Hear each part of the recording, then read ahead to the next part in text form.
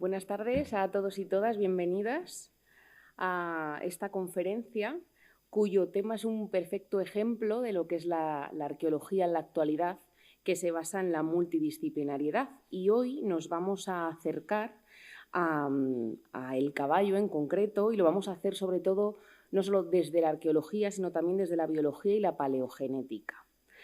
Y es que existen indicios de la domesticación de la especie desde hace 5.500 años y los últimos estudios realizados y publicados hace 10 años han modificado esto que conocíamos sobre la domesticación de los equidos. Tenemos hoy con nosotros a Jaime Lira Garrido, que además ha participado más bien el Museo Arqueológico Nacional participa en su proyecto, ¿no? Ha escogido algunas muestras del Departamento de Prehistoria que también se están analizando, y por la parte que me toca, pues también forma parte del equipo del que yo formo parte, que excavamos en una cueva en Asturias y está estudiando pues algunos de los caballos que allí hemos localizado, con lo cual es todo un honor contar con él en el proyecto y participar junto con otros yacimientos tan importantes para la Edad del Hierro como por ejemplo el del Turuñuelo. Yo no sé casi nada de caballos ni de su domesticación, y como hemos venido a escucharle a él, voy a presentarle y damos paso a su ponencia. Jaime Lira Garrido es licenciado en Ciencias Biológicas y doctor en Paleogenética por la Universidad Complutense de Madrid. En su trayectoria profesional ha compaginado la investigación con la docencia. En lo que respecta a su labor investigadora, se ha desarrollado principalmente en el campo del ADN antiguo. Él es especialista en la extracción de ADN antiguo, preparación de librerías genómicas y procesamiento en plataformas de secuenciación de nueva generación para su análisis y comparación con ADN de individuos de poblaciones antiguas y modernas. En concreto, sus investigaciones se centran en el estudio evolutivo de los équidos ibéricos y en el desarrollo tecnológico y cultural de sociedades de la península ibérica a partir del proceso de selección artificial de sus équidos. Estas investigaciones están publicadas en revistas científicas de primer nivel, tanto a nivel nacional como a nivel internacional, resultado de estos trabajos multidisciplinares. Ha trabajado en diversos yacimientos arqueopaleontológicos de la península ibérica, como los de la Sierra de Atapuerca, del Portalón y la Galería de las Estatuas. Además, como comentábamos, entre junio de 2019 y junio de 2022 fue personal científico investigador en la Universidad de Extremadura en un proyecto multidisciplinar enfocado al estudio de los caballos sacrificados, que se han hecho tan famosos, del yacimiento de la Edad del Hierro del Turuñuelo de Guareña en Badajoz. Desde septiembre de 2022 trabaja como investigador postdoctoral Marie Curie en el Centre d'Anthropologie Génomique de Toulouse, desarrollando junto al profesor Ludovic Orlando el proyecto Zephyrus, que abarca los 100.000 años de evolución del caballo en Iberia. En cuanto a su labor investigadora, se ha visto enriquecida con una amplia actividad docente universitaria. En el área de humanidades impartió la asignatura de Antropología Social y Forense, que se ofrecía en el título propio de Criminología y Ciencias Forenses del Centro de Estudios de Villanueva de Madrid, en varios cursos. En lo que respecta al área de Ciencias de la Salud, trabajó como profesor en la Universidad Alfonso X el Sabio de Madrid, impartiendo clases en la asignatura de Genética, Bioquímica y Técnicas Instrumentales Biológicas para los grados de Medicina, Veterinaria y Odontología. Y además ha codirigido distintos trabajos fin de máster de alumnos de las universidades de Alcalá y de Extremadura. Por último, algo que también compartimos, porque lo mismo que los museos, pues realizamos esta labor investigadora conjuntamente con la labor de difusión, es que Jaime es asesor científico de Paleolítico Vivo, que está en Salguero de Juarros, en Burgos, que es el primer parque europeo especializado en la recreación de fauna pleistocena, y también es asesor de contenidos científicos en Arqueopinto Madrid. Sin más, he resumido mucho tu currículum, pues damos paso a esta conferencia tan interesante que seguro que vamos a aprender muchísimo. Susana, muchísimas gracias. De hecho, para mí esta es una tarde especial porque, bueno, yo durante mucho tiempo he tenido la oportunidad de asistir a distintos eventos y a distintas conferencias que se han hecho aquí en el Museo Arqueológico Nacional, y siempre asistía sentándome en ese lado. Y esta es la primera vez que vengo y me siento aquí. Y bueno, pues a mí me honra mucho poder ocupar este sillón y desde aquí te quiero dar las gracias de todo corazón por la oportunidad que me das junto al resto del equipo de Hillman para poder venir aquí a contar una historia. Una historia que, bueno, nos salpica de lleno, porque aunque es una historia de un animal con el que hemos hecho muchísimas cosas, es un animal que nos ha estado acompañando mucho a lo largo de los últimos 4.000 años, 5.000 años de historia de la humanidad. De hecho, si tuviéramos que resumir de manera muy somera estos 5.000 años de historia, podríamos decir que es una historia que está llena de aventuras, es una historia llena de expediciones a sitios nunca antes conocidos, es una historia de conquistas, es una historia de auge, de caída de imperios, es una historia de pasiones, es una historia de puñaladas por la espalda también, ha habido unas cuantas. Y en todas estas historias siempre ha habido un caballo. De hecho, todas estas historias se han hecho a lomos de un caballo o con un caballo tirando de un carro. De este modo, hay muchos investigadores que consideran que realmente fue el caballo doméstico el principal catalizador en todo el proceso de desarrollo de aquellas sociedades que supieron sacarle partido a este animal ya domesticado. Porque desde que se domesticó en adelante se ha utilizado para un montón de tareas. Se ha utilizado y se sigue usando como fuente de proteínas. Con el caballo doméstico cambiamos el concepto de las distancias. Rápidamente el caballo entró a formar parte de nuestro plano simbólico y bueno, pues empezó a ocupar posiciones destacadas en nuestro universo religioso, posiciones en rituales, se ha sacrificado para un montón de fines, muchos de ellos que todavía nosotros no conocemos. Siguiendo en el plano simbólico, ha sido y es un animal de prestigio, el que ha tenido caballos tenía poder, y hasta prácticamente antes de ayer ha sido un elemento decisivo en el desarrollo de los conflictos bélicos. De tal manera que, bueno, pues el caballo nos ha estado acompañando durante todo este proceso de nuestra historia muchísimo. Y en la actualidad tenemos muchísimas cabezas de caballos repartidas por el planeta. Una estimación más o menos acertada es la que nos ofrece la FAO, que dice que hay unas 55 millones de cabezas de caballos repartidas por todo el globo. Quien tiene más caballos es China, y a continuación le siguen Estados Unidos, México y Brasil. Y luego hay otros países donde nos podemos encontrar 1 millón de cabezas de caballos o más, como puede ser Colombia, como puede ser Mongolia, como puede ser Rusia. En cuanto a las razas, pues no tenemos una cifra concreta de cuántas razas de caballos hay, pero la cosa está en unas 633, unos números que bueno, tienen su incertidumbre. Eso es un 14% aproximadamente de razas de mamífero de todo el mundo, y esto lo que implica es que con este animal hemos hecho un montón de selección. Durante el Pleistoceno era posible encontrar poblaciones, manadas de caballos salvajes en una gran amplitud del territorio eurasiático. De hecho, aquí lo que estamos viendo es el mapa de Eurasia y todo lo que se ve en color verde oscuro es el área de extensión que tenían los caballos a finales del Pleistoceno.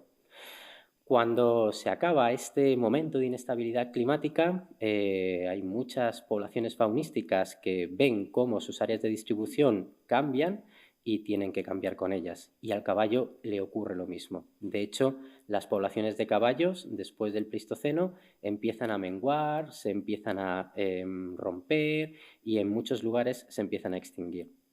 Nosotros hemos tenido la oportunidad de saber cómo eran esos caballos del Pleistoceno porque han quedado magníficamente representados en un montón de cuevas repartidas sobre todo en la cornisa cantábrica y en la parte sur de Francia, donde con todo lujo de detalles aquellos cazadores-recolectores hace 17.000, 15.000 años pintaron perfectamente los caballos que había en su entorno, como este que estamos viendo aquí o este otro que estamos viendo aquí. Y bueno, pues me voy a centrar un poquito con ellos y con el caballo que les voy a presentar a continuación porque se parecen y esos parecidos han generado controversias durante buena parte del siglo XX. Aquí les presento al caballo Przewalski. Este caballo entra en nuestra historia a finales del siglo XIX y entra debido a aquellas expediciones que empezó a mandar el zar Alejandro II de Rusia para pues conocer el vasto territorio que dominaba. En la segunda expedición del coronel Przewalski, allá por el año 1878, se encontró con este animal. De hecho, le dieron una cabeza y una piel en un centro fronterizo entre Rusia y China. Era de un animal al que habían abatido en la región autónoma de Xinjiang, en China. Y bueno, él se lo llevó a San Petersburgo y allí un conservador dijo, esto es un caballo salvaje, y le puso nombre, Equus Przewalski. Este tipo de caballo tuvo a finales del XIX y principios del XX un rango de distribución que abarcaba principalmente la zona de la región autónoma de Xinjiang en China y un poquito de Mongolia.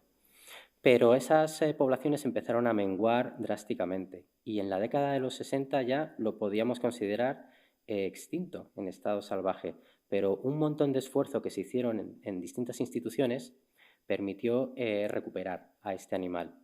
Y desde hace unos años lo podemos encontrar en reservas. De hecho, ahora mismo tenemos más de 2.000 individuos que proceden de un grupo de unas 12-15 individuos fundadores y están repartidos por distintas reservas. De hecho, esta fotografía es de unos caballos Przewalski que se han tomado en Paleolítico Vivo, que es una reserva que está en Salguero de Juarros, en Burgos, muy cerquita de los mundialmente conocidos yacimientos de la Sierra de Atapuerca. Y bueno, pues es una manera de poder enseñar a la gente qué aspecto podían tener los animales que vivieron en la época de los cazadores-recolectores, utilizando en este caso a estos parientes cercanos. Y me centro en el aspecto porque, bueno, durante muchísimo tiempo el aspecto de este tipo de caballos ha servido para hacer asociaciones entre estos caballos y los caballos de las pinturas rupestres que hicieron los cazadores-recolectores. De hecho, es un tipo de caballo, el caballo Przewalski, diferente a los caballos domésticos, porque es más bajo, es más robusto, tiene una crin corta y se parece bastante a este tipo de caballo que nos encontramos en las cuevas pintado. Por esta similitud, en muchas ocasiones ha habido algunos especialistas que han alargado el rango de distribución del caballo Przewalski también hasta Europa, diciendo que era un tipo de caballo que bueno, pues te lo podías encontrar desde la zona de Francia y la península ibérica hasta el corazón de Asia.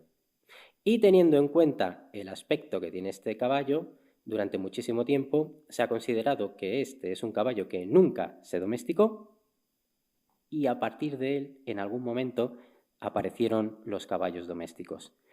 Aquí he traído una filogenia. Una filogenia no es otra cosa que un árbol, un diagrama, que te muestra las relaciones de parentescos entre distintos taxones, entre distintos organismos. Y me quiero centrar en esta parte de aquí. Aquí lo que estamos viendo son un montón de líneas y hay ramas a partir de las cuales aparecen nuevas ramas y ramas a partir de las cuales aparecen nuevas ramas. Durante mucho tiempo se pensaba que estos caballos, los caballos Przewalski, ocuparían las ramas más basales y a partir de esas ramas basales surgirían nuevas ramas que serían las de los caballos domésticos. Esto se ha estado investigando muchísimo a lo largo del final del siglo XX y sobre todo con análisis moleculares, que son los que vamos a ver a continuación. Pero antes vamos a empezar por el comienzo. ¿Cuándo aparecen los primeros caballos domésticos? En esta diapositiva podemos ver la zona del creciente fértil, que es donde nos encontramos las primeras evidencias de esos animales domésticos que nos han acompañado en el desarrollo de todas nuestras sociedades. Quitando al perro, que se domestica a finales del Pleistoceno, aquí tenemos las zonas y los orígenes de domesticación para las ovejas, las cabras, las vacas y los cerdos. Y están todos concentrados en esta parte de aquí. Aquí no está el caballo, porque para que nos encontremos a los primeros caballos domésticos es necesario esperar muchísimo más tiempo. Aquí estamos a comienzos del Holoceno, en cronologías que, como pueden ver, rondan los 10.500 años calibrados antes de Cristo. Bueno, pues tenemos que desplazarnos a la zona de las estepas eurasiáticas y en un yacimiento que se llama Botai, que está al norte de Kazajistán, y para unas cronologías mucho más modernas, en torno al 3500 calibrado antes de Cristo, es cuando nos vamos a encontrar las primeras evidencias de caballos ya domesticados. Y a partir de estos caballos de Botai se han propuesto distintas hipótesis para la aparición y dispersión de caballos domésticos en el resto de Eurasia. Una hipótesis, la primera, ha propuesto que desde este núcleo de Botai, en la zona de las estepas, los caballos ya domesticados se habrían dispersado por el resto del mundo conocido. Otra hipótesis es un poquito más compleja y ha propuesto que, además de este foco inicial de domesticación en la zona de las estepas, se habrían domesticado caballos también a partir de otras poblaciones salvajes distribuidas en otros lugares y en otras regiones de Eurasia. Esta segunda hipótesis, de ser cierta, implicaría más variabilidad genética que la primera hipótesis que estamos viendo aquí. Y sobre las dos hipótesis se ha estado trabajando muchísimo en los últimos 30 años. Con esta diapositiva me quiero detener para comentar que este animal es bastante difícil de identificar en sus propiedades domésticas o sus características domésticas a partir de los restos de un yacimiento. Mientras que sí es posible diferenciar taxones salvajes de domésticos con cerdos, por ejemplo, o con vacas, con los caballos es imposible. Por una sencilla razón, porque en estado salvaje hay tanta variabilidad que respecto a cambios morfológicos no se ha podido concretar ningún detalle que te permita decir, como tiene este detalle, es doméstico y si no lo tiene, es salvaje. De tal manera que, para intentar identificar caballos domésticos, sobre todo a partir del Calcolítico, lo que han hecho los especialistas ha sido intentar encontrar la mayor cantidad de evidencias indirectas disponibles en la muestra con la que están trabajando. Y de evidencias indirectas, ¿de qué estamos hablando exactamente cuando comentamos eso de evidencias indirectas? Bueno, pues por un lado, evidencias indirectas es la cantidad de restos que nos podemos encontrar. De tal manera que ha habido gente que ha dicho, oye, si nos encontramos en un yacimiento muchísimos restos de caballos, podemos asumir que esos restos pueden ser de caballos domésticos. Hay tantos porque ya los están domesticando. Bueno, puede ser. Y puede que no. También se ha tenido en cuenta la manera en la que se ha aprovechado. Si las marcas de corte, las marcas de fragmentación que presentan los huesos son similares a las que tienen otros huesos de otros animales domésticos, es que los están usando del mismo modo y por lo tanto son domésticos. Y nuevamente puede que sí, pero también puede que no. Vamos a mirar qué edades tenían cuando murieron y los sexos, de tal manera que si hay una distribución preferente hacia una edad y hacia un tipo de sexo, podríamos pensar que están explotando un tipo de animal concreto. Bueno, pues es una alternativa. Y luego ya, otra manera de intentar encontrar animales domésticos es atendiendo al análisis de las patologías. Patologías que pueden aparecer en la boca, como por ejemplo esta de aquí, que es un desgaste muy acusado en un diente por el uso reiterado de un bocado, o patologías en el resto del esqueleto. De tal manera que no es fácil poder encontrar caballos domésticos como tal en un yacimiento arqueológico. De tal manera que, buscando evidencias indirectas, desde la arqueozoología, en los últimos años, se han realizado colaboraciones con un montón de disciplinas. Y una disciplina que también ha estado ofreciendo su granito de arena ha sido la genética. Primero analizando muestras modernas y luego analizando muestras antiguas con ADN antiguo.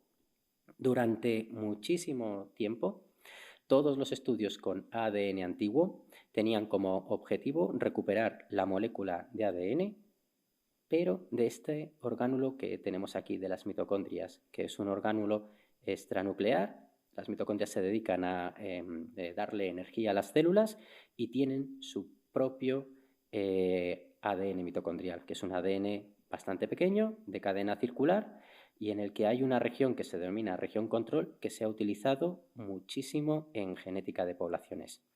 Y durante mucho tiempo el objetivo en los análisis de ADN antiguo era recuperar este tipo de ADN. Y desde hace unos 10 años, y gracias al avance tecnológico, ha sido posible también ir a los cromosomas del núcleo. De tal manera que ahora no solo estamos recuperando ADN mitocondrial, sino que también estamos recuperando un montón de regiones genómicas de todos los cromosomas para, con esa información, ofrecer una historia mucho más completa sobre qué es lo que ocurrió en el proceso de domesticación del caballo. El ADN mitocondrial durante mucho tiempo se ha utilizado porque pues tiene una serie de ventajas y una de ellas es el modo de transmisión. Y el modo de transmisión del ADN mitocondrial es única y exclusivamente por línea materna. Aquí nos estamos encontrando un pedigrí en el que tenemos hombres y mujeres, los hombres en cuadrados, las mujeres en círculo, y estamos viendo de qué manera se está transmitiendo, en este caso, el ADN mitocondrial. Y lo que podemos observar es que generación tras generación siempre son las mujeres las que transmiten la mitocondria. Los varones, por muchos hijos que tengan, no van a transmitir nunca las mitocondrias. Y esto es un dato que solemos tener en cuenta cuando hacemos este tipo de análisis para lo que viene después, que es empezar a identificar haplotipos y haplogrupos. Y me podrían decir estas palabras que son un poco raras, ¿a qué hacen referencia? Bueno, pues un haplotipo no es otra cosa que la secuencia genética que caracteriza nuestro ADN mitocondrial.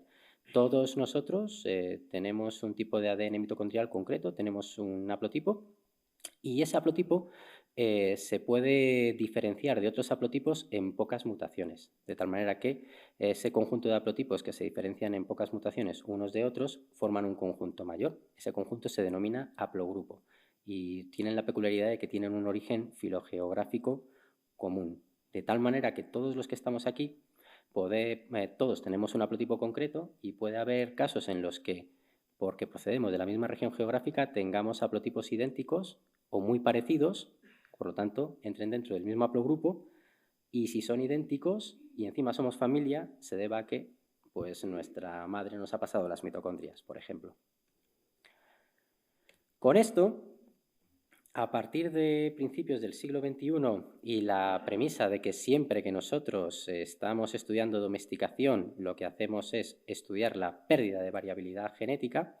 Aquí tenemos un montón de variabilidad, tenemos colores, distintos colores, y cuando domesticamos a un animal, la idea es que de aquí sacamos parte de esta variabilidad, parte de estos colores, durante un tiempo pasa por un filtro y luego potenciamos esos colores, pero vamos a potenciar únicamente los colores que hemos sacado de aquí. Por lo tanto, la domesticación va a estar asociada a una pérdida de diversidad.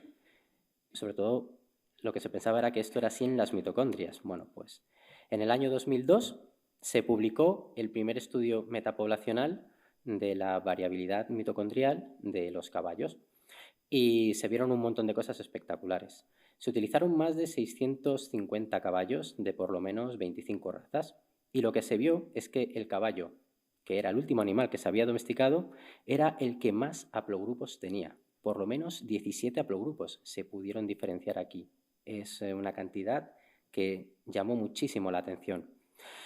Además, llamó también mucho la atención que a la hora de intentar ver qué haplogrupos pertenecían a regiones geográficas concretas, era imposible hacer esta asociación. ¿Por qué? Porque podía ocurrir que este haplogrupo de aquí estuviera conformado por caballos pura sangre inglés, pura raza árabe, pura raza español, mongoles, mustang, vale. Este haplogrupo de aquí podría ocurrir que estuviera caracterizado por caballos Hanover, por caballos pura raza español, por caballos pura sangre inglés, por caballos pura raza árabe. Es decir, las razas estaban distribuidas entre todos los haplogrupos. Las razas no eran genéticamente para la mitocondria homogéneas, sino que estaban distribuidas por este gran entramado que estábamos viendo aquí. Claro, los investigadores empezaron a decir, ¿pero aquí podemos decir algo sobre razas y regiones? Pues curiosamente, con este haplogrupo de aquí, el D1, sí que se pudo decir algo, porque mayoritariamente estaba formado por caballos ibéricos y de origen ibérico y del norte de África. Claro, la gran pregunta era, si hay caballos ibéricos y de origen ibérico aquí, ¿eso significa que pudo haber un evento de domesticación aquí y este haplogrupo lo define? Podría, pero podría haber ocurrido también en el norte de África. Podría. De tal manera que para poder averiguar un poquito más era necesario ADN antiguo. Y con esa idea, desde el equipo de investigación de Atapuerca nos lanzamos a una aventura que consistió en recuperar ADN de caballos neolíticos de una cueva que está en Castellón, que se llama Cova Fosca, muy cerquita de una zona donde hay unas pinturas rupestres espectaculares como estas que estamos viendo aquí. Y bueno, pues conseguimos sacar ADN de caballos datados en torno al 5300 a.C. Y luego además completamos la muestra con unas 20 muestras que recuperamos en el yacimiento del Portalón, en la Sierra de Atapuerca, con cronologías que abarcaban desde el Calcolítico y Edad del Bronce, principalmente, y una de la Edad Media, de más o menos de la época cuando el Cid estaba intentando tomar Valencia. Hicimos un análisis como el que les he enseñado antes, donde incluimos muchísimas más muestras, incluimos casi 700 caballos modernos no ibéricos en color amarillo claro, 400 caballos modernos ibéricos en color verde y estas muestras antiguas. Y bueno, pues vimos que en el haplogrupo de 1, este de aquí, que era el que más individuos tenía en nuestro análisis, había una muestra. Y al principio dijimos, lo hemos encontrado, vamos a tener ya la evidencia de domesticación. Y cuando vimos qué muestra era, nos quedamos perplejos, porque esa era la muestra medieval del yacimiento del Portalón. Ahí habíamos encontrado una evidencia de la antigüedad del haplogrupo de 1 en Iberia, por lo menos en la Edad Media, pero no antes. ¿Dónde estaban el resto de esas muestras calcolíticas del bronce y neolíticas? Pues la mayoría estaban distribuidas en este grupo de aquí, el Lusitano C. Este grupo se había definido unos poquitos años antes con caballos pura sangre lusitana. Habían definido 4 grupos, el A, el B, el C y el D. Y le habían dado mucha importancia al A y muy poca importancia al C y al D, porque en la actualidad tienen muy pocos representantes. Y lo que nosotros pudimos observar es que eso es ahora, pero antes fue un grupo que estuvo muy representado en la península ibérica. La mayoría de nuestras muestras aparecían aquí. Además, pudimos observar que, ampliando con muestras modernas, no solo hay muestras lusitanas en el Lusitano C, también criollos argentinos y paso fino de Puerto Rico, lo cual nos está indicando que este es un grupo, este es un haplogrupo constituido por única y exclusivamente caballos ibéricos y de origen ibérico. No hay caballos de otras zonas geográficas que luego hayan formado otras razas. Solo ibéricos y de origen ibérico. Y en algún momento cruzó el charco para ser base fundacional de algunas de las razas caballares que tenemos en el continente americano. Bueno, obviamente era necesario obtener más información, porque con las mitocondrias podíamos llegar hasta aquí. Y bueno, pues esa información, sobre todo teniendo en cuenta, por ejemplo, que las evidencias más antiguas las habíamos encontrado en el Neolítico y la cosa prometía, bueno, pues tenían que venir de la mano de ADN procedente de otras partes de las células, en este caso de ADN nuclear. El ADN nuclear lo ha estado analizando en detalle durante los últimos 10 años el Centro de Antropobiología y Genómica de Toulouse. De hecho, los estudios que yo voy a presentar a partir de ahora han sido y han supuesto un antes y un después en todo lo que nosotros conocemos sobre el proceso de domesticación del caballo, y estos estudios han estado dirigidos en diversas publicaciones por la batuta del profesor Ludovico Orlando. Y las grandes sorpresas empezaron a principios del año 2018. En el año 2018, bueno, pues se estaba buscando la zona de origen de los caballos domésticos. Sabíamos que los caballos de Botay eran los primeros que habían sido domesticados, pero genéticamente no se sabía nada de ellos. Así que, bueno, pues en un estudio de principios del 18, lo que se presentó fue en sociedad los genomas de 20 caballos de Botay junto con 22 caballos de otras partes de Eurasia y 46 caballos modernos y antiguos que se habían publicado previamente. Casi 100 genomas, no está mal. Y bueno, en este conjunto se incorporaron caballos Przewalski, esos caballos que por su morfología muy parecida al de las pinturas rupestres se había considerado que podrían ser los precursores de los caballos domésticos que conocemos en la actualidad. La idea era que de los caballos de Przewalski salieran unas ramas hacia los caballos de Botay y de los caballos de Botay salieran unas ramas a los caballos domésticos. Bueno, pues cuando hicieron la filogenia empezaron las sorpresas y la primera gran sorpresa fue la siguiente. Encontraron dos grandes grupos, que son los que están de color rojo y naranja por un lado y verde por otro. En este grupo naranja y rojo, lo que nosotros podemos encontrarnos son caballos modernos actuales, caballos domésticos, y caballos domésticos antiguos. Y a este grupo se le dio el nombre de DOM 2. Y luego aquí, en verde, tenemos a los caballos de Botay. Que aparezcan en dos grupos distintos, lo que nos está indicando es que los caballos se domesticaron en dos regiones geográficas distintas y dos momentos temporales diferentes. Y en este estudio del 2018, pues vale, se podían decir cosas sobre los caballos de Botay, pero sobre el lugar de origen del grupo DOM 2 no se sabía absolutamente nada. Y aquí no acabaron las sorpresas. Recordamos esta asociación, ¿verdad? Los caballos Przewalski, por su aspecto primitivo, tendrían que ser los antepasados de todos los caballos domésticos.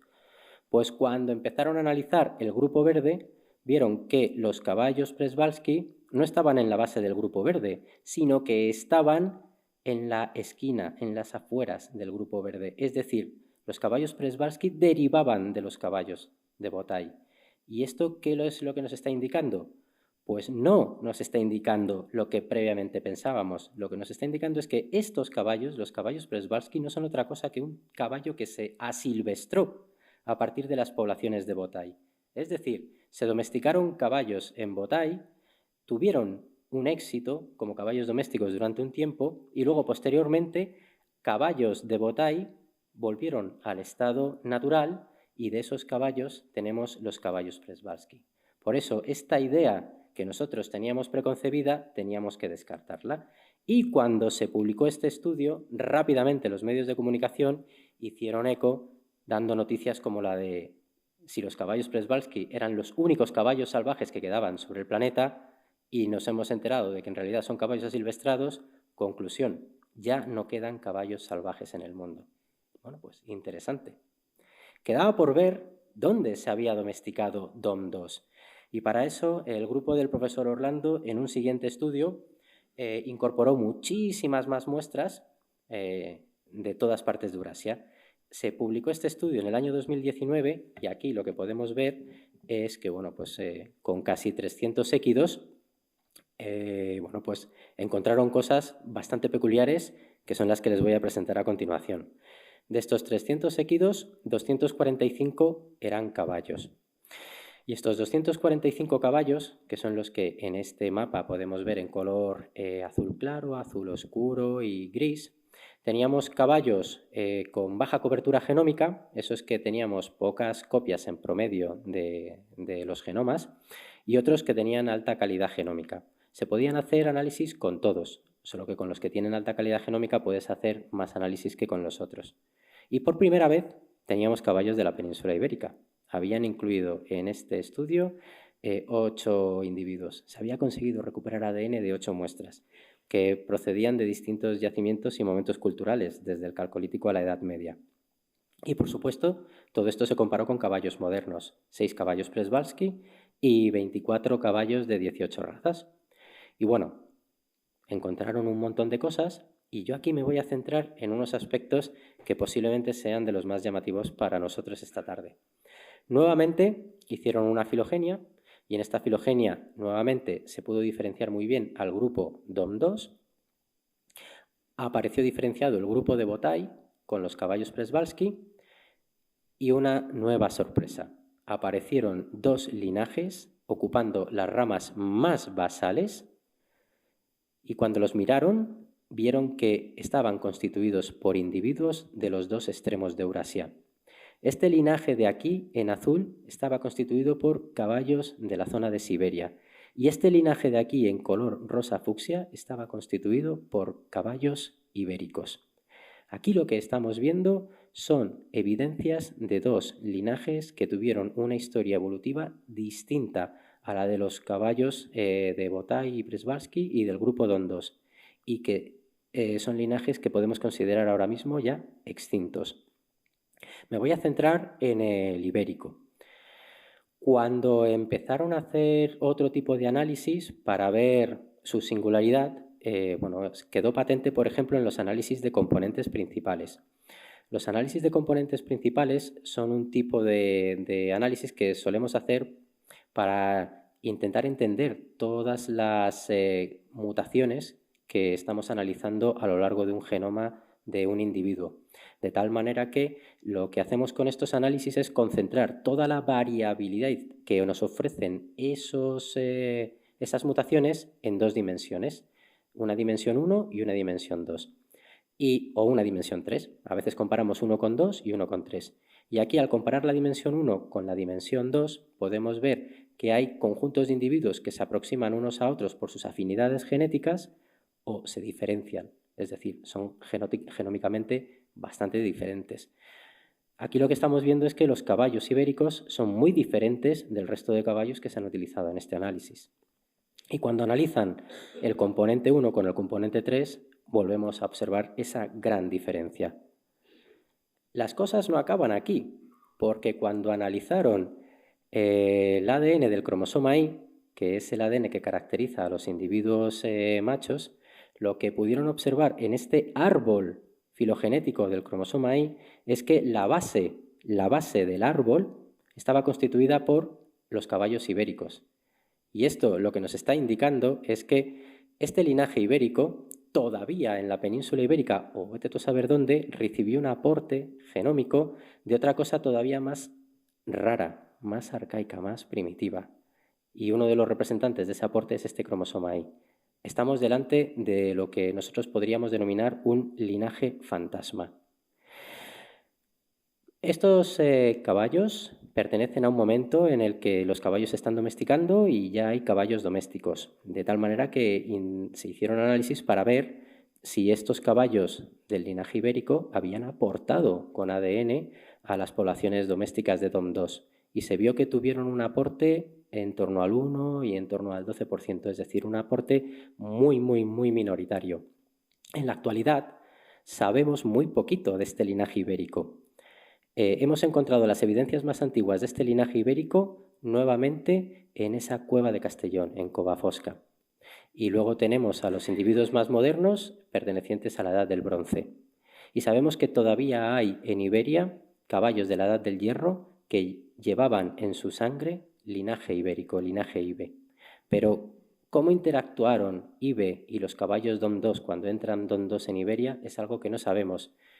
Si el modo en el que se extinguió es algo que no sabemos. Por lo tanto, todas estas cuestiones sobre la interacción de IBE con DOM2 son cuestiones que a día de hoy permanecen abiertas.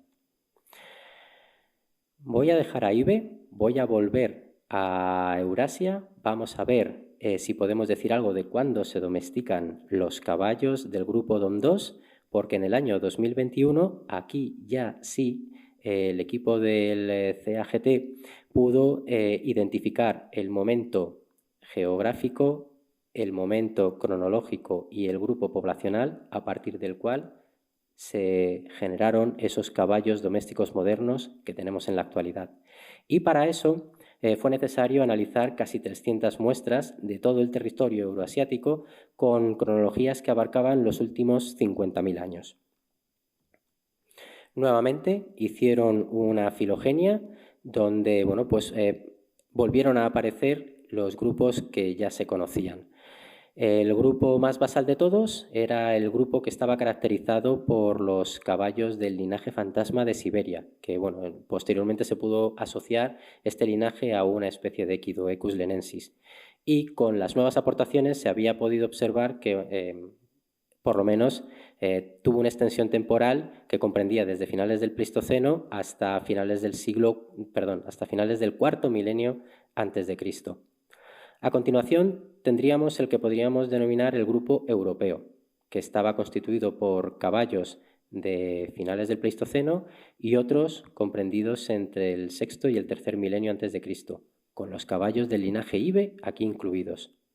Un tercer grupo era el grupo de los caballos de Botay, con caballos Przewalski, distribuidos entre el quinto y el tercer milenio antes de Cristo. Y ya, por último, el cuarto y último grupo, todos los caballos domésticos Dom II y sus ancestros directos. Con todos estos caballos se hicieron varios análisis y lo que se pudo observar es que para momentos temporales anteriores al 3000 a.C., estas poblaciones se podían diferenciar bastante bien. De hecho, eran poblaciones que no tenían ningún tipo de conexión genética unas con otras. Y bueno, pues lo que se podía observar era que estaban bien separadas y geográficamente bien diferenciadas. De hecho, aquí en esta figura lo que tenemos es el mapa de parte del mapa de Eurasia. Tenemos con círculos representadas esas poblaciones de caballos y estos colores de color marrón lo que nos están indicando son potenciales barreras geográficas que impedían la conexión entre unas poblaciones y otras. Y lo que vamos a ir viendo en las siguientes diapositivas es cómo estas barreras poco a poco se van a ir rompiendo. De hecho, para identificar a los ancestros directos del grupo Dom II, bueno, pues empezaron a analizar con detalle estos grupos y dijeron, a ver, para momentos en torno al tercer milenio antes de Cristo, las poblaciones que van a estar al este del Volga, vemos por la constitución genómica que tienen que no son ancestros de Dom II. Para momentos de entre el quinto y el tercer milenio antes de Cristo, pudieron hacer el mismo ejercicio y descartar las poblaciones de Anatolia y las poblaciones de la zona de las estepas del río Dnieper y, por supuesto, poblaciones del resto de Europa. De tal manera que los candidatos que quedaron para ser ancestros directos de Dom II fueron los de la zona de la cuenca baja de los ríos Don y Volga, que bueno, pues correspondían a momentos de entre finales del cuarto milenio o comienzos del tercer milenio antes de Cristo. Ya había una zona en la que se podía decir, a partir de aquí pasó algo con los caballos Dom II. Y ese algo no es otra cosa que su expansión. Entre el 3000 y el 2000 es cuando se empieza a analizar evidencias de expansión que se empiezan a identificar en torno al 2000 a.C., porque entre el 2200 y 2000 a.C. es cuando se detecta que empieza a haber individuos de Dom II fuera de este área nuclear. Se detectan, por ejemplo, en Anatolia y se detectan también, por ejemplo, en la cuenca baja del río Danubio. Y en poco tiempo después, entre el 1500 y el 1000 a.C., Dom II, este color naranja, va a estar distribuido por Europa, por Asia Occidental y por Asia Central. Y en este gran proceso de expansión, Dom II va a ir barriendo, como si fuera un rodillo, a las poblaciones de caballos que había ahí previamente establecidas. De tal manera que lo que estamos viendo aquí es que en poco tiempo este nuevo tipo genético de animal se expande como la pólvora. Y además, en esta dispersión tan grande, lo que se ha podido observar es que estuvieron implicados individuos de ambos sexos, tanto machos como hembras, porque aquí con esta otra figura lo que estamos viendo es cómo hay una relación entre las diferenciaciones genéticas y las distancias geográficas a lo largo del tiempo, pero a partir del tercer milenio esta relación se va rompiendo, de tal manera que ya da igual si los caballos son de zonas geográficas muy dispares o no, genómicamente son muy parecidos. Y además se pudo observar que tanto para el cromosoma Y como para el ADN mitocondrial, este momento de en torno al tercer milenio antes de Cristo representa un momento en el que hay un aumento significativo en el número efectivo de individuos. Es decir, aquí lo que estamos viendo es que no solo se están expandiendo, sino que los están criando de manera abrumadora. Los criadores antiguos están generando nuevos individuos porque hay una demanda muy grande de este nuevo tipo de animal doméstico.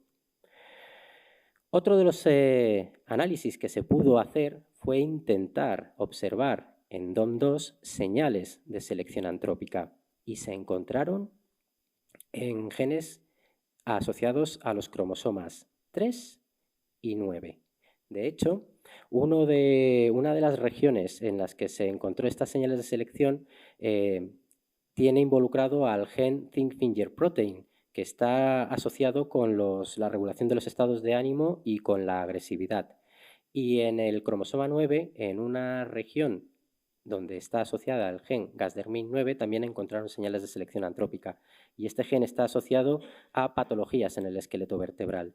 De tal manera que la interpretación que se hizo de estos resultados fue que estas gentes que estaban seleccionando animales DOM2 de una manera impresionante, además estaban seleccionando a un tipo de animal que fuera más dócil y más tolerante al estrés y que tuviera menos patologías en la columna, seguramente porque iba a estar destinado a nuevos tipos de trabajos, nuevos tipos de ejercicios locomotores para los que había una gran demanda.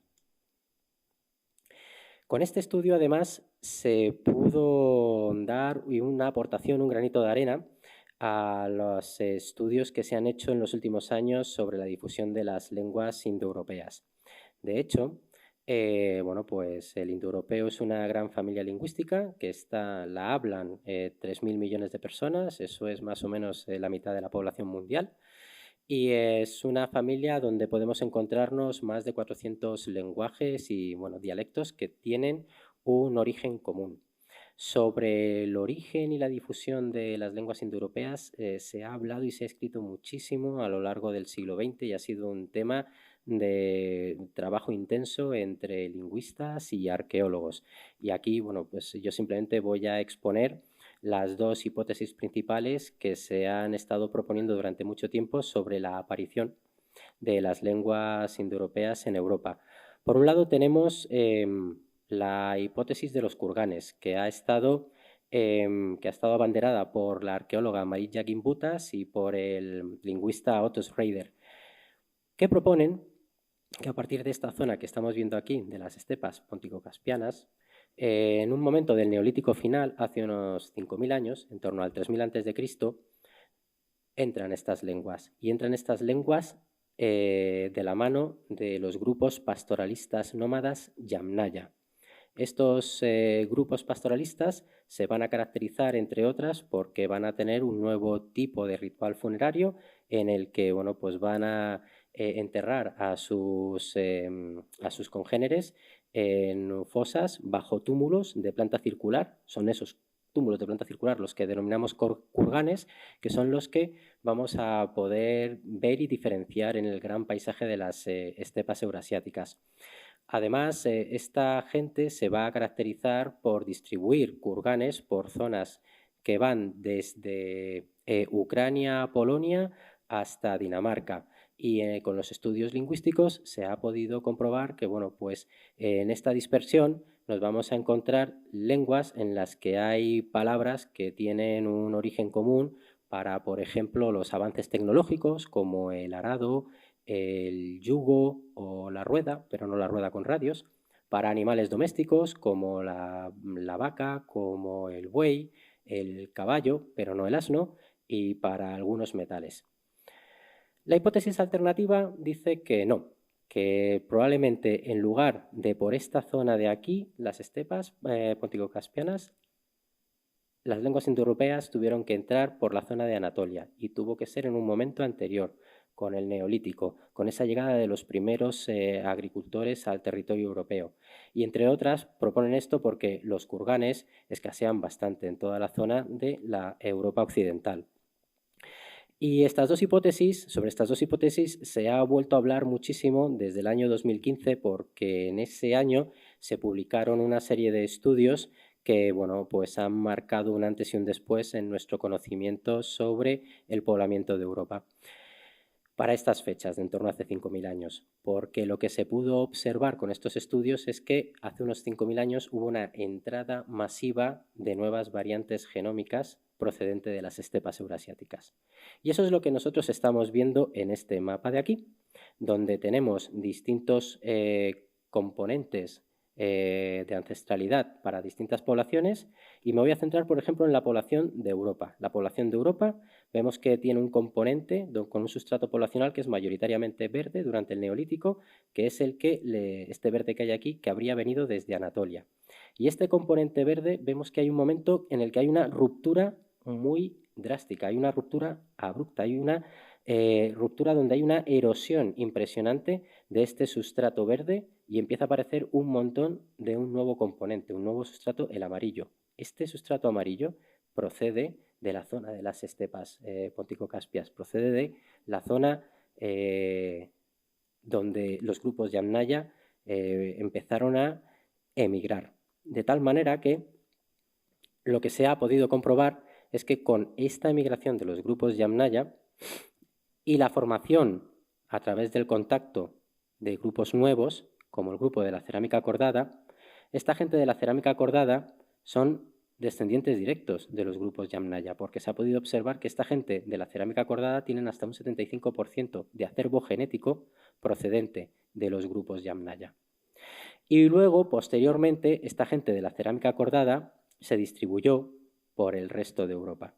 De hecho, los Yamnaya no solo se distribuyeron por Europa, aquí estamos viendo que también llegaron al corazón de Asia. Y la cultura de Afanasievo es heredera directa de Yamnaya.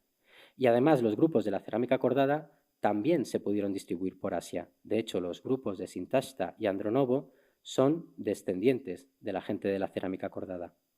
Y aquí con lo que se observó es que, bueno, pues debido a estas migraciones y debido a estos movimientos de poblaciones, algunas de las lenguas indoeuropeas pudieron migrar con estas gentes y posteriormente, con estas gentes Yamnaya y posteriormente las gentes de la cerámica cordada distribuyeron las lenguas por el continente. Y durante mucho tiempo se ha dicho que esa distribución se tuvo que hacer con los caballos ya domesticados. Bueno, en este estudio, como ya había caballos domesticados de distintas culturas de Europa, se pudo averiguar si era cierta esa propuesta que se había hecho o por el contrario era una hipótesis que teníamos que volver a meter en un cajón como otras hipótesis anteriores en el ámbito de la arqueología del poblamiento de Europa. Bueno, pues lo que se pudo observar es qué componente de ancestralidad tenían los caballos de los grupos de antes de la expansión de los Yamnaya que vivían en Europa. Si nos centramos en esta zona de aquí, aquí nos vamos a encontrar poblaciones de esos caballos, de esos grupos de antes de la expansión Yamnaya. Y estos caballos no carecen del color naranja que estamos viendo, carecen del componente DOM2, de tal manera que, bueno, o tienen muy poquito residual debido a, bueno, pues el trasiego de las poblaciones naturales debido a su historia evolutiva. Podemos ver que los grupos anteriores a la expansión Yamnaya no tienen el grupo naranja, no tienen el componente DOM2, con lo cual, vale, bien, lo tenemos detectado. Sabemos qué es lo que no deberíamos encontrarnos una vez que se ha producido la expansión. Pero, ¿y después de la expansión? Después de la expansión de los grupos Yamnaya, la gente de la cerámica cordada, que es esta de aquí, ¿tienen ya caballos con este componente naranja? ¿Tienen caballos con este componente DOM2? Podemos ver que no. De tal manera que esta gente que se expandió después de la entrada de Yamnaya en Europa no expandió caballos DOM2. De hecho, los Yamnaya ni siquiera pudieron llegaron a mover caballos característicos del área de origen de la zona de las estepas póntico-caspias fuera de este área de origen. Eso significa que la expansión de las lenguas indoeuropeas no se hizo con el caballo como principal catalizador de esta diáspora, sino que lo hicieron con sus carretas, de ruedas de macizas, tiradas por bueyes, de otra manera, pero no utilizaron al caballo en esta expansión. Y además, con este último análisis, simplemente comentar que para la época en la que Yamnaya está entrando en Europa y se está generando el grupo de la cerámica cordada y se está expandiendo cerámica cordada, DOM2 todavía no había empezado a expandirse fuera de su área nuclear. Pero, ¿y en Asia? ¿Qué sabemos de Asia? Bueno, pues para Asia la historia es diferente, porque en Asia lo que sí se ha podido observar es que hay una correlación directa entre el grupo DOM2 y la expansión de las lenguas. De hecho, la expansión de las lenguas indoiranias van de la mano del grupo DOM2 y además de la mano de este tipo de carro, porque se han encontrado un montón de kurganes de la cultura sintashta donde carros de ruedas con radios ligeros están asociados a caballos del tipo DOM2. De tal manera que lo que estamos viendo es cómo un tipo de caballo va asociado a la distribución y dispersión de un tipo de lengua y un tipo de avance tecnológico. Pero respecto a este avance tecnológico, una puntualización, porque se expandió primero el carro ligero y luego la gente empezó a utilizar al caballo como montura, ¿o fue al revés? Lo que se ha estado observando es que primero se expandió el caballo como montura, porque las evidencias que tenemos en Europa son de caballos domésticos DOM2, son anteriores al carro ligero, y luego posteriormente se expandió el carro como un avance tecnológico posterior. De tal manera que con estas investigaciones lo que se ha podido comprobar es que efectivamente con los caballos nosotros pues hemos acortado distancias, como he comentado anteriormente, se han modelado también las poblaciones y bueno, pues han contribuido a la formación de nuevos grupos culturales.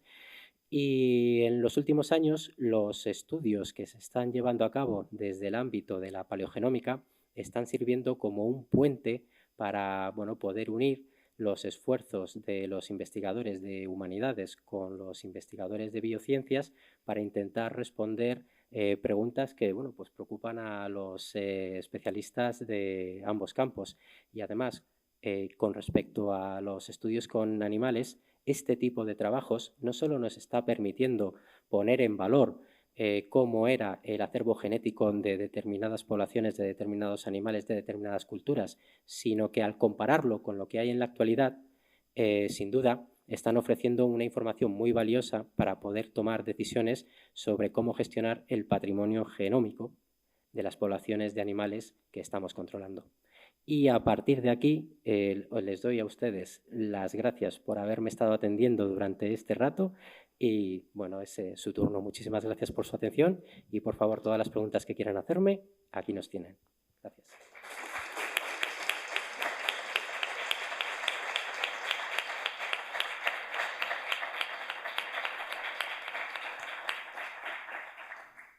Muchísimas gracias, Jaime, por esta brillante intervención.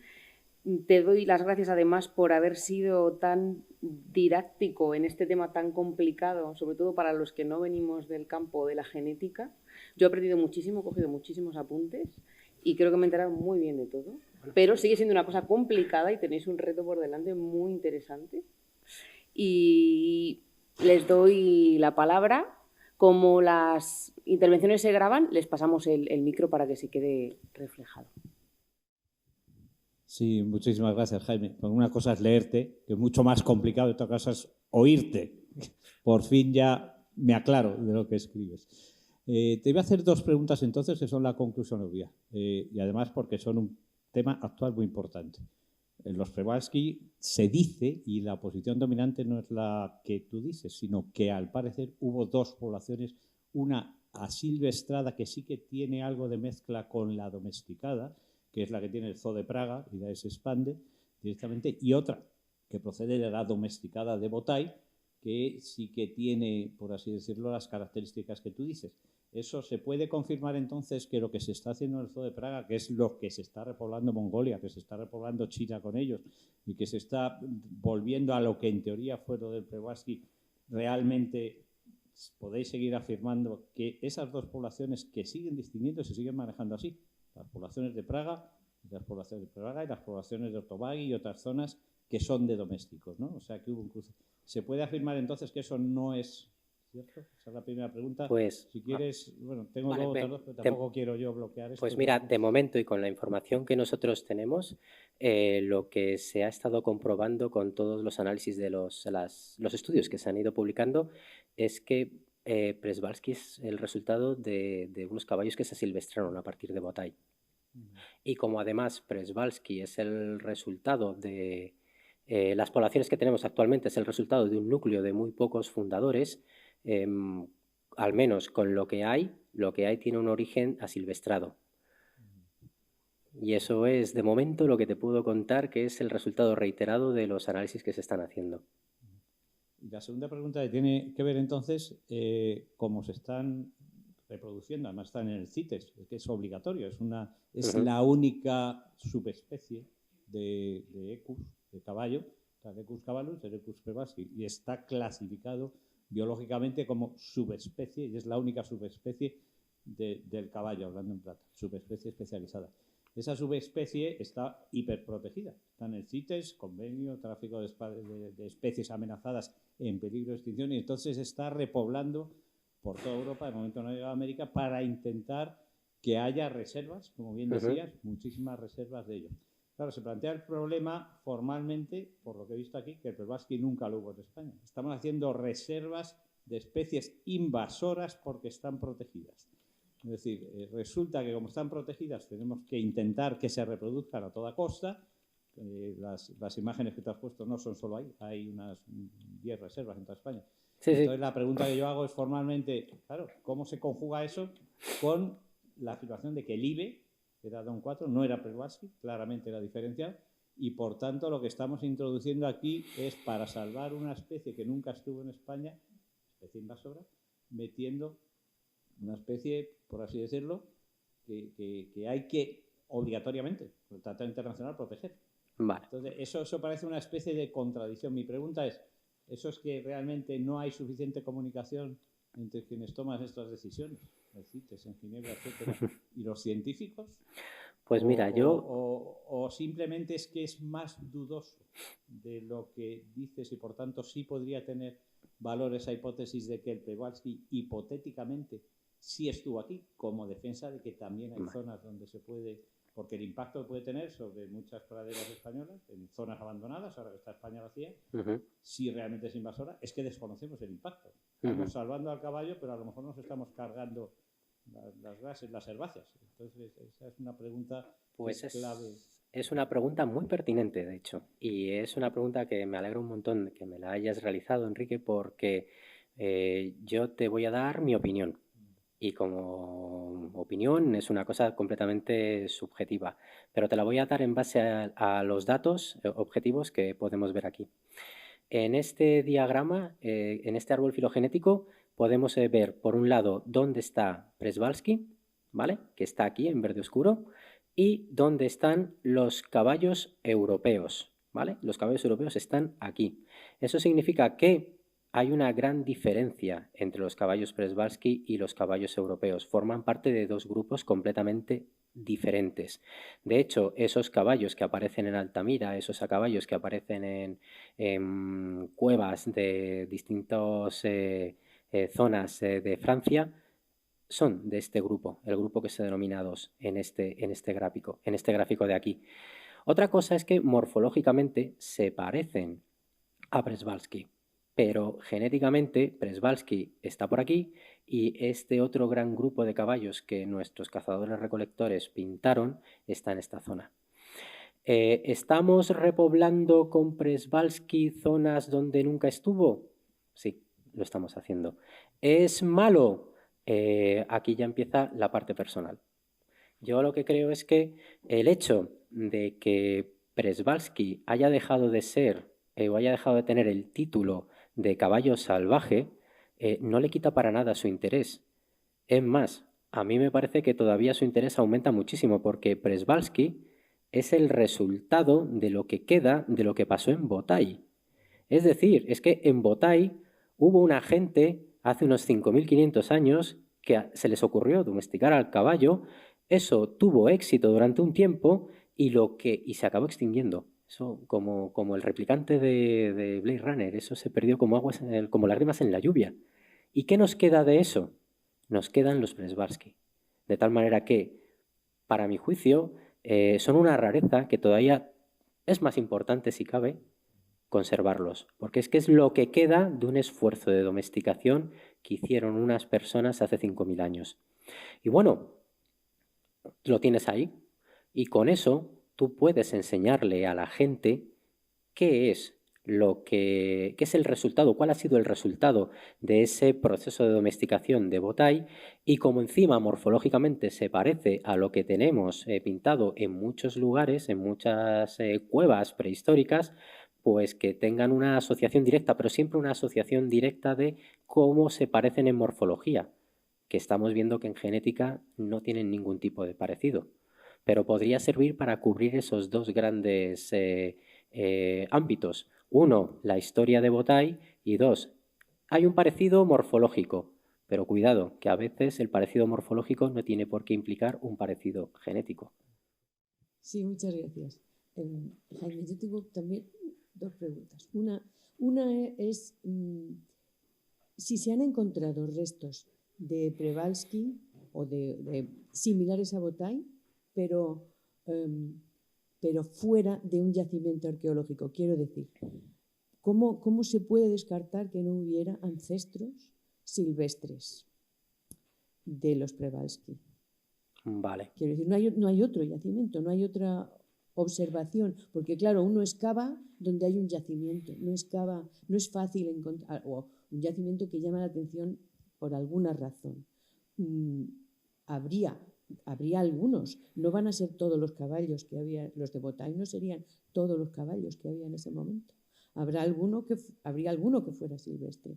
No se ha encontrado todavía, no se ha encontrado alguno fuera de lo que es un yacimiento arqueológico.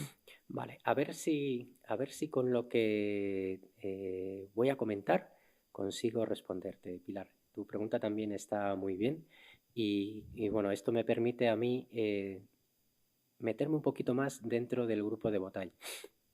La gente de Botay fueron grupos de cazadores neolíticos que cazaron muchísimos caballos salvajes. De hecho, en Botay, estoy tirando de memoria, ¿vale?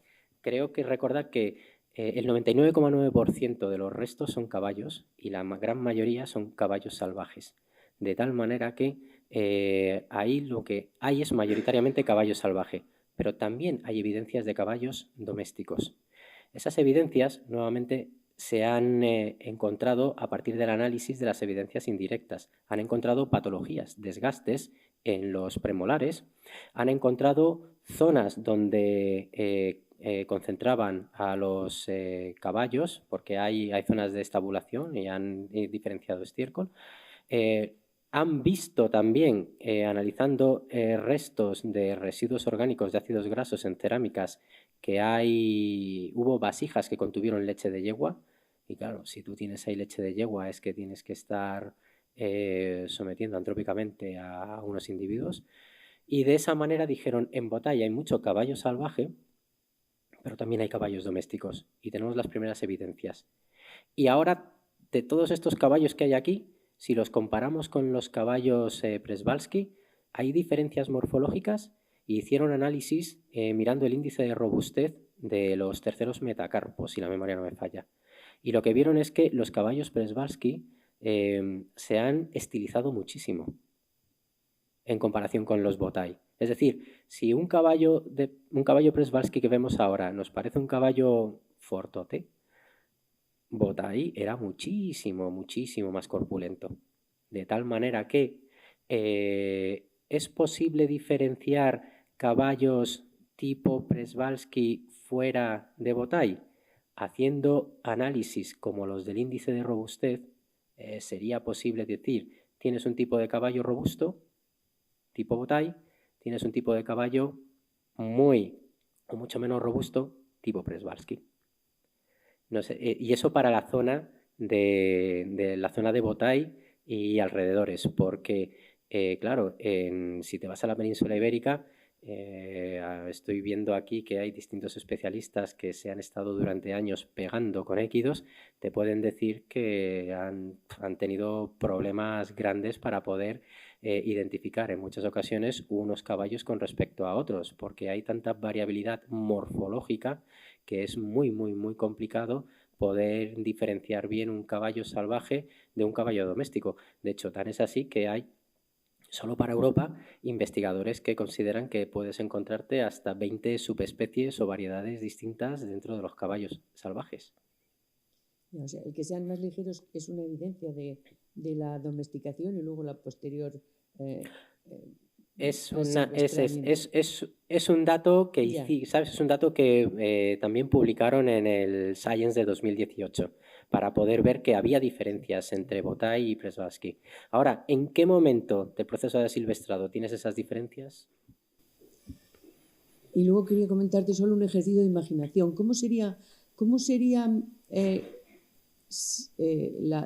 te imaginas la domesticación de los caballos si va de alguna forma acompañada a la migración de las personas?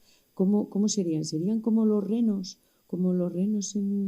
ahí en el norte, en Laponia, en esos sitios que van medio silvestres, medio domésticos, que van andando con la gente? ¿Cómo sería? Pues bueno, es un ejercicio bonito, ¿no? Y bueno, pues por echar la imaginación, yo durante muchísimo tiempo estuve pensando sobre la posibilidad de que aquí nosotros hubiéramos domesticado al caballo. Claro, durante mucho tiempo se había propuesto que aparte de la zona de las estepas eurasiáticas hubo otros focos alternativos y se había puesto el foco en Anatolia y se había puesto el foco en la península ibérica durante muchos años. Y además había evidencias, aquí por ejemplo, que proponían que de caballos salvajes locales se habían conseguido individuos domésticos. ¿Cuándo, cómo? Difícil de saber es, pero lo habían hecho.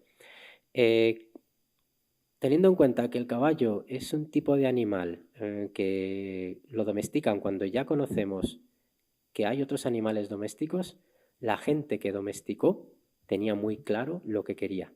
De tal manera que la sensación que a mí me da es que dijeron, ya que vemos cómo son las vacas, vemos cómo son las cabras, vemos cómo son las ovejas, vemos cómo son los cerdos, a eso lo tenemos que domesticar. Ahora, la presión de selección que tuvieron que hacer, pues sí, eso ya es imaginación al poder. Yo lo que creo es que en cuanto vieron un animal doméstico, en cuanto vieron a un caballo doméstico, dijeron, yo quiero eso, yo quiero eso. Y si lo puedo obtener de lo que tengo aquí, bien. Y si no, pues me da igual, pero yo quiero eso. Porque es que en el fondo somos como somos. Y si encima ya te lo están dando domesticado, te estás quitando un montón de problemas. Por eso te digo que, ¿sabes? Tirando de imaginación, yo lo que creo es que lo intentarían, pero a poco que les dieran algo de dificultades y encima apareciera una versión mejorada y dócil, trae que compro eso. Trae que compro eso.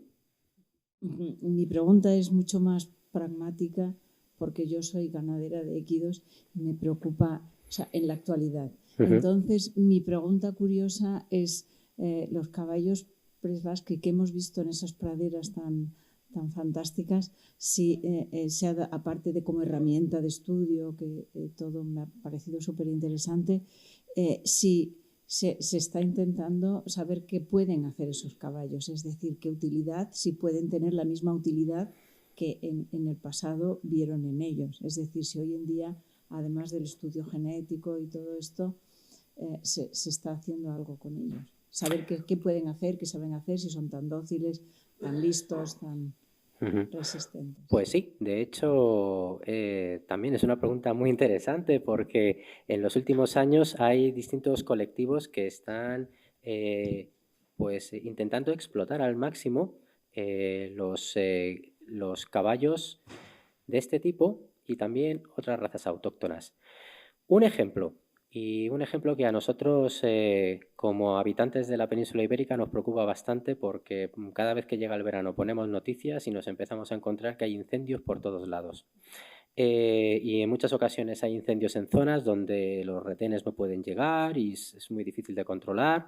Bueno, pues una de las propuestas que se han hecho es la de utilizar este tipo de caballos para poder tener controlado el sotobosque de tal manera que ellos los dejas pastar libremente y de ese modo pues hacen que si se propaga un incendio debido a que lo tienen todo perfectamente niquelado, ¿sabes? Pues pueden utilizarse de cortafuegos.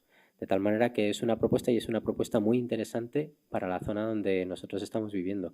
Y luego además hay una serie de colectivos que en los últimos años están volviendo a llevar a cabo actividades ganaderas a la antigua usanza, porque están viendo que, bueno, utilizando maquinaria tienes un coste X, haces también un gasto de contaminación importante, y si los terrenos que tú estás cultivando son abarcables, están volviendo a utilizar otra vez équidos, como hacía hace nada, 300 años, para bueno, pues cultivar esas tierras.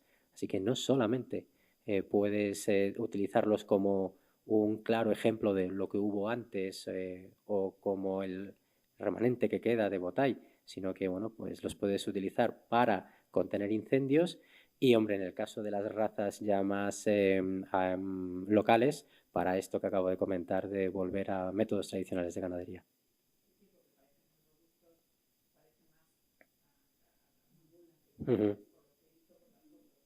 Lo son. De hecho, durante mucho tiempo se habían considerado como los ancestros directos de los caballos domésticos por esa morfología que tienen. Era uno de los aspectos. Buenas, muchas gracias por la conferencia. Y quería preguntarle a usted si, porque es lo que yo quiero estudiar ahora en arqueología en la Complutense, si de época romana habíais trabajado muestras y si me podíais decir de dónde las habíais conseguido, qué particularidades habíais visto. Pues hemos trabajado muestras de época romana. Hay muestras de época romana publicadas en tanto aquí como aquí, en los estudios de 2019 y de 2022. Lo que pasa es que con la pregunta que me acabas de hacer de concretamente muestras romanas, tendría que echarle mano a los Excel, pero te puedo contar una cosa. Mirando este mapa y mirando los círculos de asnos, semiones y mulas, porque si la memoria no me falla, las mulas que aparecen publicadas en este estudio son mulas de cronologías romanas. Y encontrar mulas es una cosa muy, muy, muy interesante, por una sencilla razón, porque la mula no es otra cosa que el resultado de una hibridación que tú has hecho entre dos especies distintas. Y de hecho, que tú puedas empezar a encontrar en un yacimiento mulas, lo que te está indicando es ya que la gente que vivía en ese lugar ya tenían una serie de conocimientos que iban más allá de lo que tú previamente podías considerar, porque tenían la capacidad de poder generar un nuevo tipo de animal. Es decir, tenían controlado un nuevo tipo de avance tecnológico. Tenían el secreto del acero. De hecho, de un tiempo a esta parte, muchos colegas que trabajan en la época de la Edad del Hierro buscan en yacimientos presencias de mulas, porque encontrar mulas no es simplemente decir, bueno, pues he encontrado una especie más. No, estoy viendo que la gente que hay aquí ya sabía hacer un montón de cosas muy interesantes con estos équidos. Y además, una mula sirve para un montón de cosas.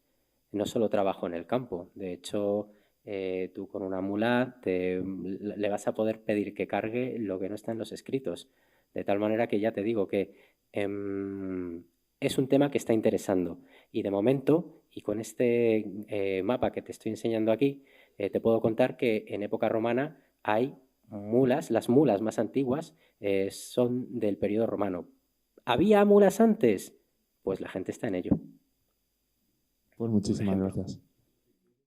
Si quieres como dato, pues lo tiene Ludovico. Con las muestras que se mandaron de Cataluña, creían que era una de caballo también antiguo, del Dom 2, y dijo Orlando, pues esto es de una mula. Y lo tiene Icías. Está en Cataluña la primera mula que aparentemente sale en la península ibérica, pero no recuerdo, ahí ya la memoria, yo estoy más viejo que tú, y se me va, pero me parece que era incluso de época fenicia.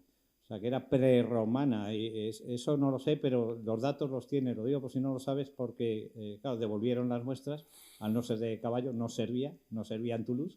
Pero eso al parecer, la primera mula se ha aparecido en Cataluña, en una zona, la primera de toda la península ibérica, pero era prerromana. Sí. Pero bueno, lo digo como dato por si quiere la gente saber, porque eso se seguirá investigando, ¿no? Bueno, y por supuesto, como sabéis, la NATO, la OTAN, ¿de dónde saca todas las mulas? De Murcia. todo el ejército de la OTAN, si entramos en guerra nuclear, o sea, ¿de dónde vienen las fuerzas que necesitan todavía equipos de guerra? De Murcia, de las mulas de Murcia. O sea, que algo tendrán las mulas ibéricas. ¿Sí? Jaime, muchísimas gracias y fascinante como siempre. Has dicho y está más que aceptado que la relación humano-caballo probado doméstico es hace 5.500 años y me has dicho en muchas ocasiones lo difícil que es la prueba de esta domesticación porque entre que los esqueletos tienes que buscar el hueso roto, el desgaste esqueletal o una cosa así en el caballo. Entonces, he visto un estudio publicado por los de Helsinki que en vez de mirar los caballos como domésticos, han mirado los humanos para el desgaste esqueletal, demostrando que han trabajado con caballos o que han estado montando. ¿Qué opinas sobre ese estudio y crees que podría ayudarnos pues demostrar, porque yo creo mucho en esa hipótesis de que los caballos se han domesticado por muchas partes a la vez y eso posiblemente nos podría ayudar?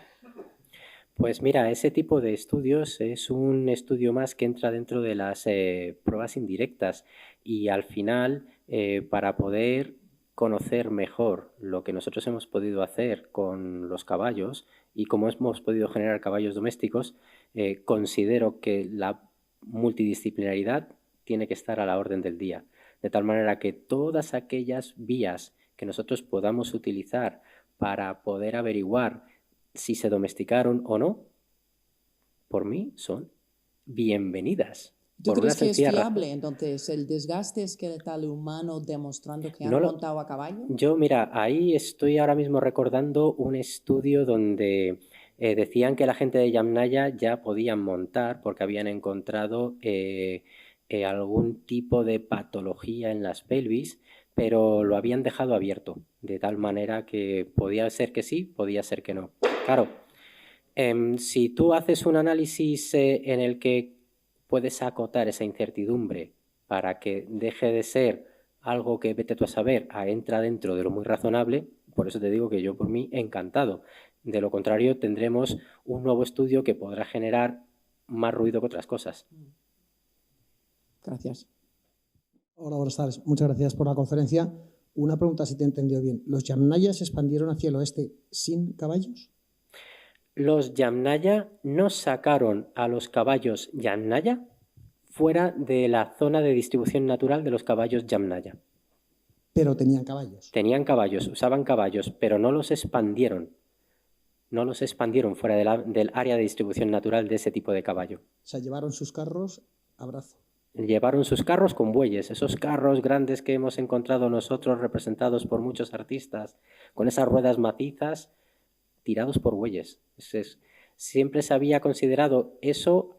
Yo he encontrado algunas representaciones de carros tirados de caballos y, por supuesto, caballos galopando y recorriendo Europa de manera muy ágil. Pero ahora, con este resultado que se pudo comprobar con el artículo de 2021, pues esa agilidad para los caballos Yamnaya la tienes que acotar solo al territorio de Yamnaya. Muchas gracias.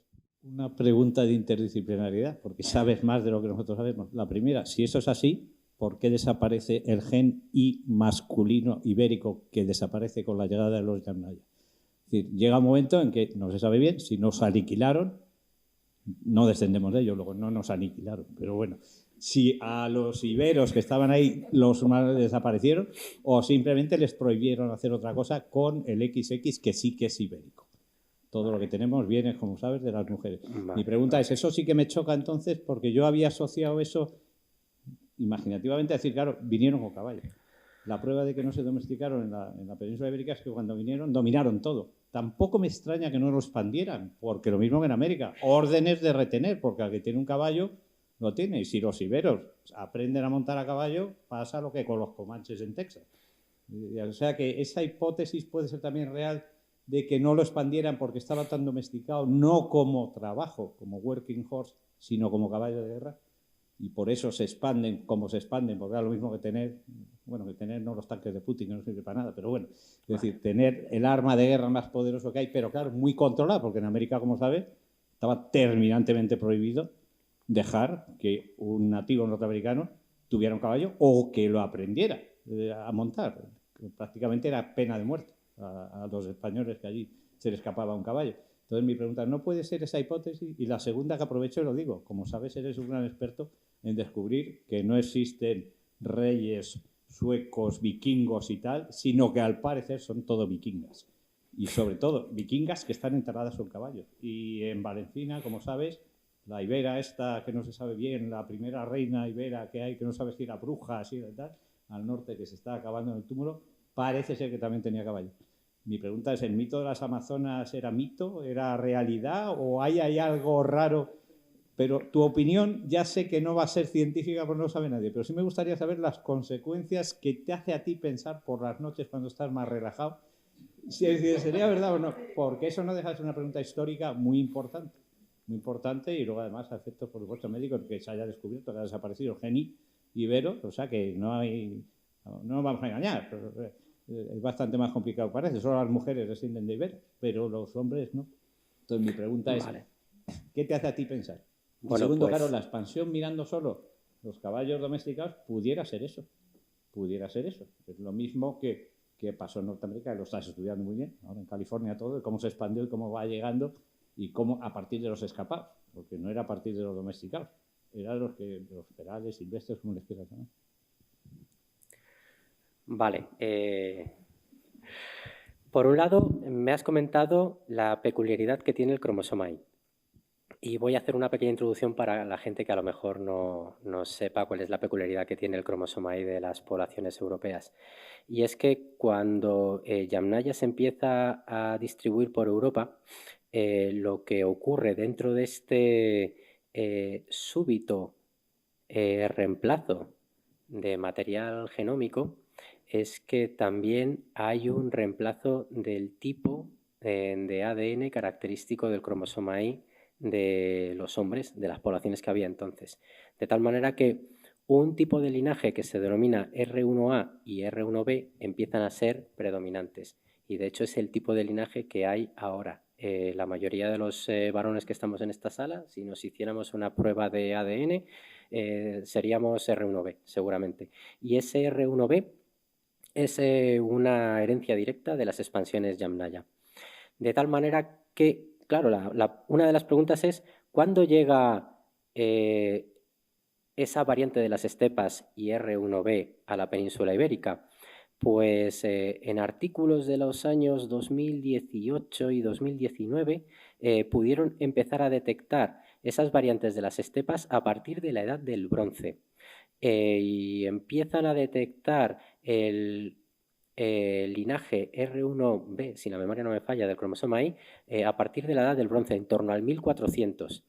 Y posteriormente, en otros estudios que se han hecho sobre la cultura del Argar, se ha podido ver que a partir de la edad del bronce, esas gentes van a tener ya el componente de las estepas y van a tener un reemplazo brutal del cromosoma Y.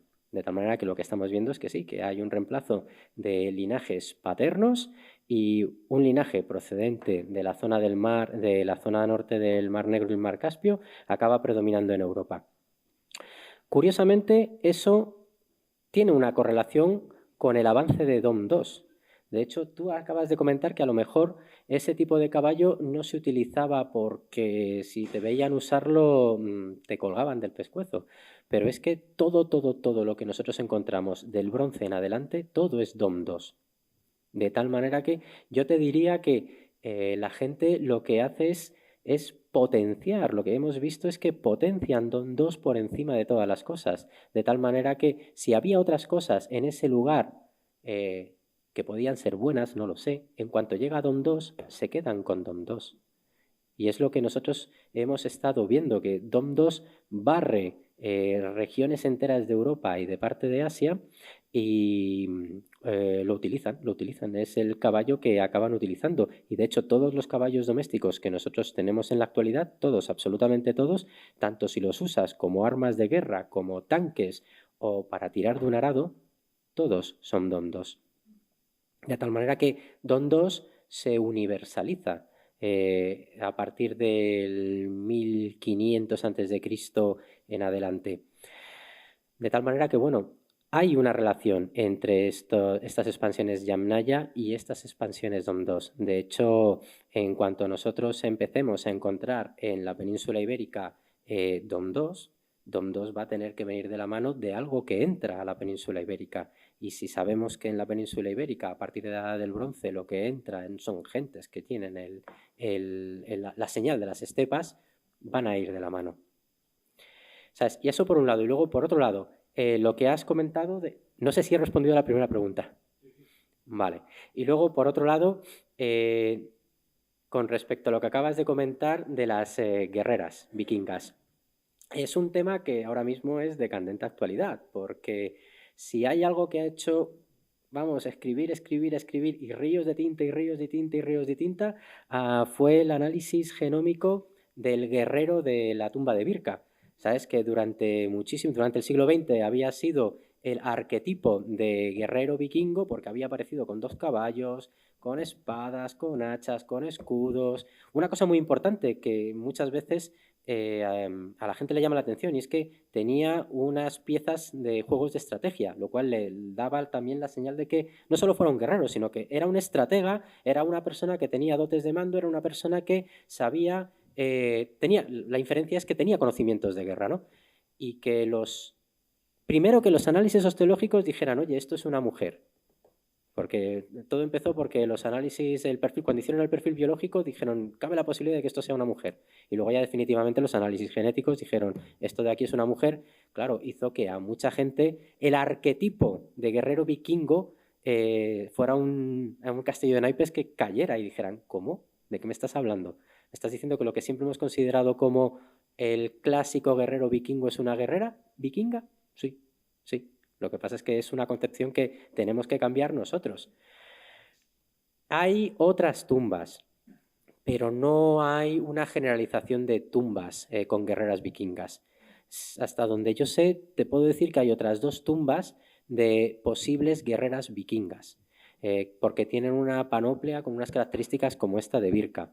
Y luego hay tumbas de mujeres con armas, que eso es una cosa que los expertos que están estudiando el mundo vikingo pues están intentando interpretar. De que aparezca un hacha, ¿significa que era una guerrera porque va armada con un hacha? ¿O es que a lo mejor ese hacha tiene un simbolismo que a nosotros ahora mismo se nos escapa? Pero también... Tirando de memoria, estoy recordando que hay un cronista contemporáneo del momento en el que los vikingos asedian París que cuenta que en el asedio hay guerreras ahí que están junto a los varones atacando la ciudad. Y también en unas crónicas sobre un asedio a Constantinopla, que salió mal, por lo visto, salió mal para los vikingos, cuando empezaron a levantar cadáveres, empezaron a encontrar entre los vikingos bastantes guerreras vikingas. Es decir, no es un caso aislado. Para nosotros es un caso desconocido. Y que apareciera justo ese con ese individuo, claro, o sea, ha hecho que mucha gente las concepciones hayan cambiado de una manera impresionante. Pero oye, también para eso estamos aquí, para eso hacemos esto, ¿no? De vez en cuando cambia el paradigma y nosotros tenemos que aprender a cambiar con él. De hecho, yo he tenido la fortuna de criarme con gente que, bueno, de paleontología humana sabe un montón y yo he crecido con ellos escuchándoles decir en ocasiones que los neandertales y los humanos, pues imposible que se cruzaran. Imposible, imposible, imposible, imposible. Y luego cuando aparecía cada nueva mitocondria de ADN neandertal, el grupo en el que se encuadraban era siempre el grupo de los neandertales, imposible, imposible, imposible. De hecho, estoy recordando ahora mismo con esto que te estoy contando un artículo creo que de Nature que decía no sex, please, we are Neanderthals. O sea, era ya, no, los neandertales y los humanos nunca se pudieron cruzar. Y chico, sale el borrador del genoma neandertal y la mega sorpresa. Hubo hibridación entre neandertales y cromañones. Y se ha podido comprobar después de eso que no solo hubo hibridación una vez, sino que ha habido hibridación más veces. Y luego encima, cuando analizas a los denisovanos, ves que nuestra especie no solo se hibridó con neandertales, sino que se hibridó también con otra especie distinta. Bueno, con los denisovanos, con aquello que sean los denisovanos. De tal manera que las concepciones están para analizarlas y de vez en cuando, si toca, cambiarlas. Es una curiosidad con respecto a las mulas. ¿Son mulas todo o hay algún burdégano? Es decir, el cruce al revés, que el caballo sea el macho. Hasta donde yo te puedo decir, no conozco burdeganos en las excels de estas publicaciones, son mulas. Es que eso sí que apoya que eso es intencional. Sí, sí, sí, totalmente. Pero por un lado, claro, aquí, bueno, a ver, es que estamos teniendo conciencia de la importancia que han tenido los animales de manera paulatina, porque hace unos años la arqueozoología la consideraban una disciplina donde, bueno, pues estudias los animales que hay y para de contar, pero ahora se está viendo que la arqueozoología es muy importante porque el estudio de esos animales te da un conocimiento de cómo eran los estilos de vida de la gente que explotaba esos animales. Y ya claro, cuando partes de esa concepción es, vamos a ver qué importancia tendrían para ellos las cabras, las ovejas, los cerdos. Y claro, tú ya cuando vas taxón a taxón, pues llegó un momento en el que, ¿y qué pasa con los asnos? ¿Y qué pasa con las mulas? De hecho, durante mucho tiempo se ha considerado que los asnos no llegan aquí ya domesticados hasta que los traen los fenicios, hasta que, oh sorpresa, aparece en Portugal, en un castro calcolítico, un diente cuando se hace el ADN, la mitocondria es de asno. Y claro, estamos hablando de un castro calcolítico, de un individuo calcolítico datado directamente con cronologías calcolíticas y retrasa la llegada de asnos aquí de comienzos del hierro al calcolítico. De tal manera que esto obliga a replantearse nuevamente qué está pasando aquí. ¿Era una cosa generalizada tener asnos en el calcolítico en la península ibérica o quiso el destino que el equipo de Ludovic, cuando analizara esta muestra, curiosamente analizaran un asno de cronologías calcolíticas? Pero bueno, eso ha hecho que mucha gente diga, oye, el asno parece que es más importante de lo que previamente habíamos considerado, sí, claro, porque si tenemos asnos en la península ibérica durante el Bronce, es que tenemos un individuo que da variabilidad y ruido que previamente no habíamos considerado.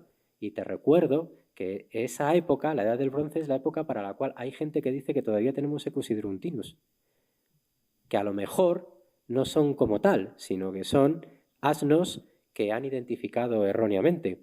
Y luego, claro, a eso métele ya el componente de vamos a mezclar a ver qué sale. Y del vamos a mezclar a ver qué sale, conocemos las mulas y los burdéganos. Y las mulas las conocemos para periodo romano. Pero, insisto, ¿qué pasa antes? Y es que igual las hay antes. De hecho, ya te digo que tengo colegas que, bueno, pues las están buscando en los yacimientos con mucho cuidado. No están intentando buscar la primera mula, pero sí están pendientes porque como salga una mula, eso cambia la concepción que tienes de lo que estás excavando. Bueno, yo voy a cortar aquí porque si no nos van a cerrar el museo a todos. Oh. Muchísimas gracias por toda la expectación que ha creado y todas las preguntas que ha generado y el interés de esta ponencia. Solo me queda agradecerte, Jaime, pues esta oportunidad que nos has dado de conocer vuestra investigación y que por favor vuelvas cuando se termine el proyecto Zephyrus y nos puedas ampliar ese conocimiento del linaje ibérico. Pues será un placer volver a estar aquí. Muchísimas gracias, Susana, por haberme invitado y por supuesto muchísimas gracias a todos ustedes por haber querido invertir una parte de nuestra tarde, que sé que estamos todos muy liados, en ver qué es lo que hicimos con la domesticación del caballo. Muchas gracias a todos por vuestra atención.